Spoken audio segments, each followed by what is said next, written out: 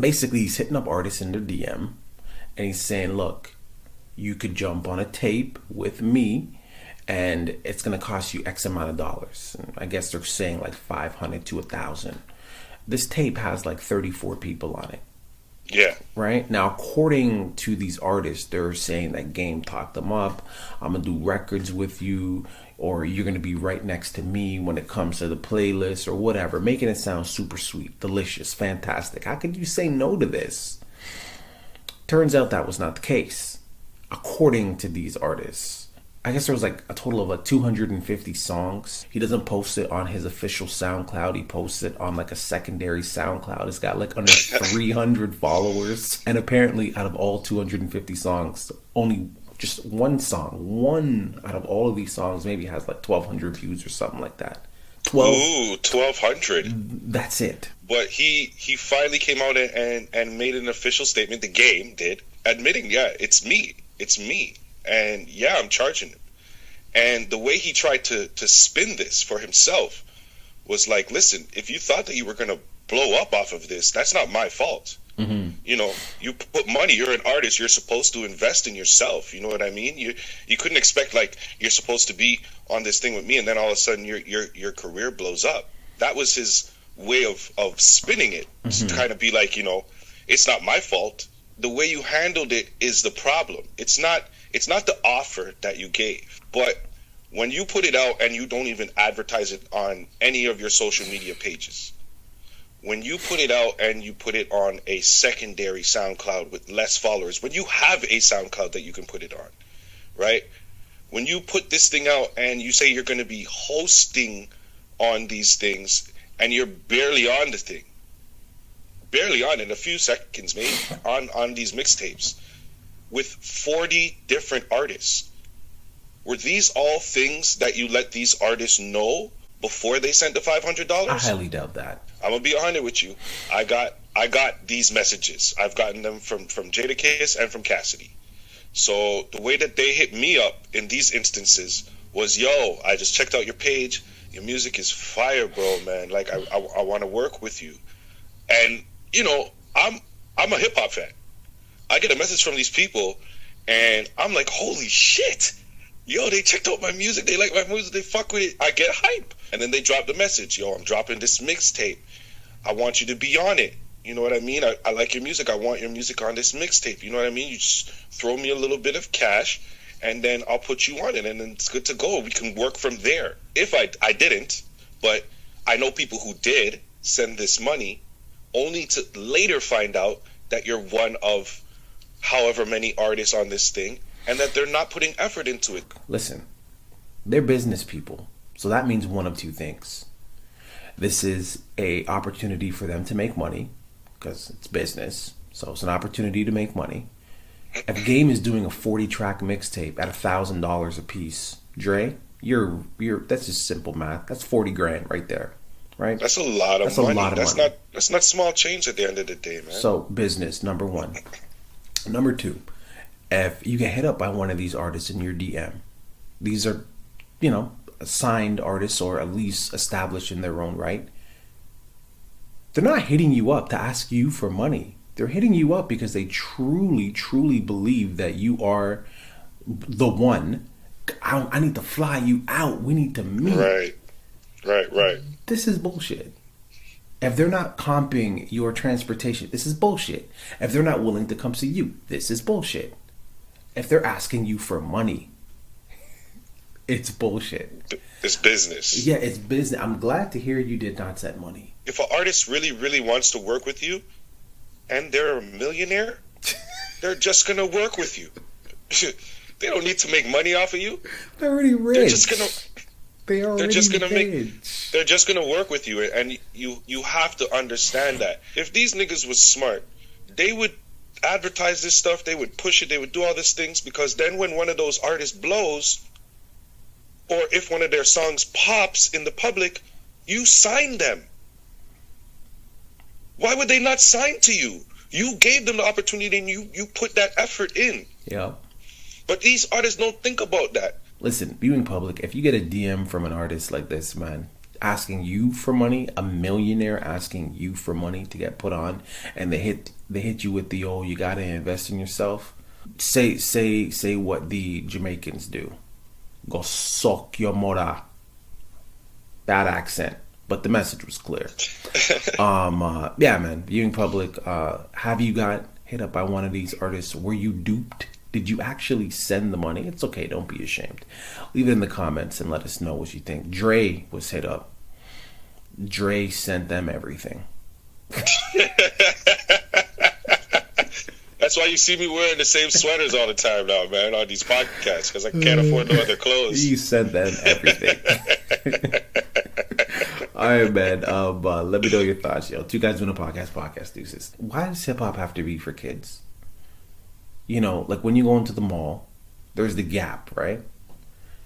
There's a men's section, a women's section, and a kids section. You go in the kids section, that's for kids. It's designed for kids. Hip hop is designed for everyone. Kids could like it, women could like it, men could like it. It's for everyone. One size fits all. You know? So they say once you hit a certain age, you should stop trying to rap. Nobody knows what that number is, but there's a certain age where you should stop rapping. I like to ask somebody who their favorite rapper is.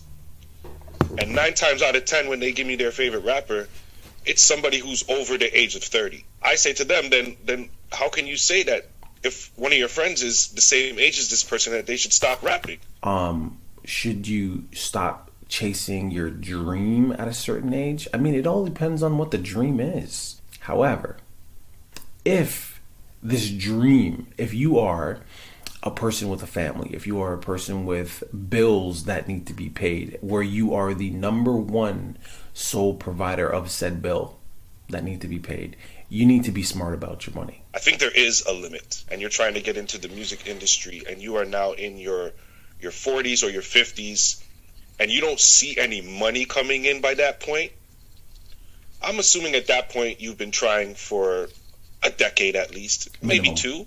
Yeah. You know what I'm saying? You've been trying for a long time, and I applaud your effort.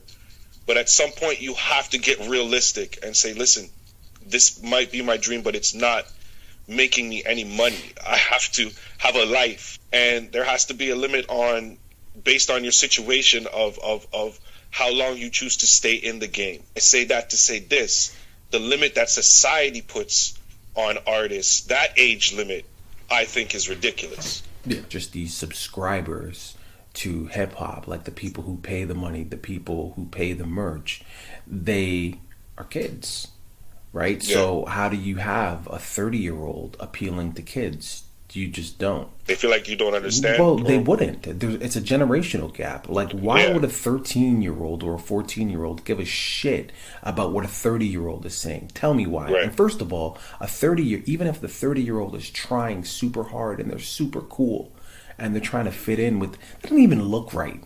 What the fuck is a 30-year-old hanging around with like some prepubescent? Like, it doesn't even look right. Like, come on. Yeah, no, I get what you're saying. You know what I'm saying? So that's really what they're saying. But that doesn't mean that you need to just stop making music.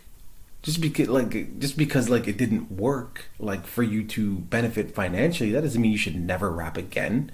Doesn't mean you should stop creating. If music makes you happy, why would you stop doing that? Why would you stop doing something that makes you happy? Why can't you record something and then, if you want to, just put it on iTunes?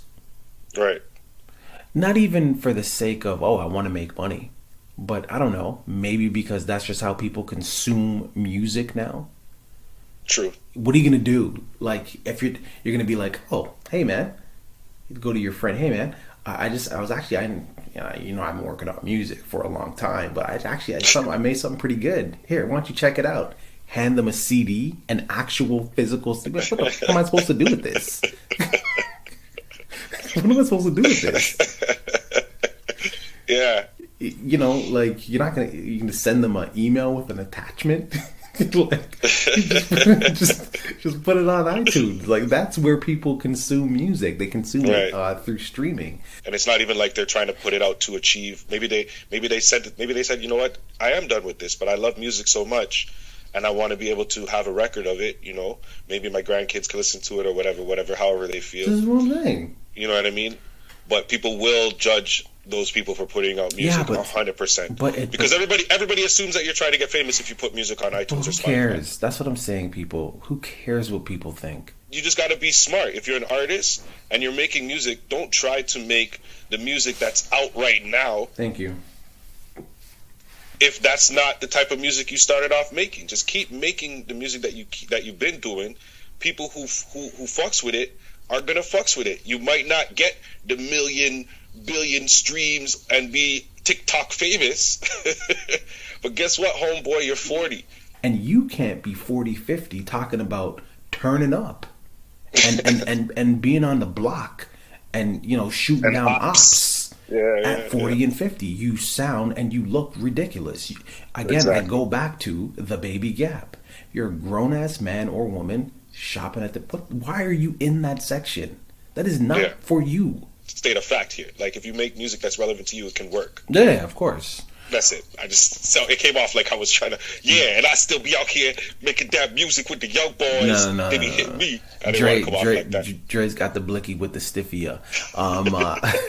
If you're an artist out there and you're starting to get up in age, like if you make the, like when you stand up, like if you can't stand up without making a noise,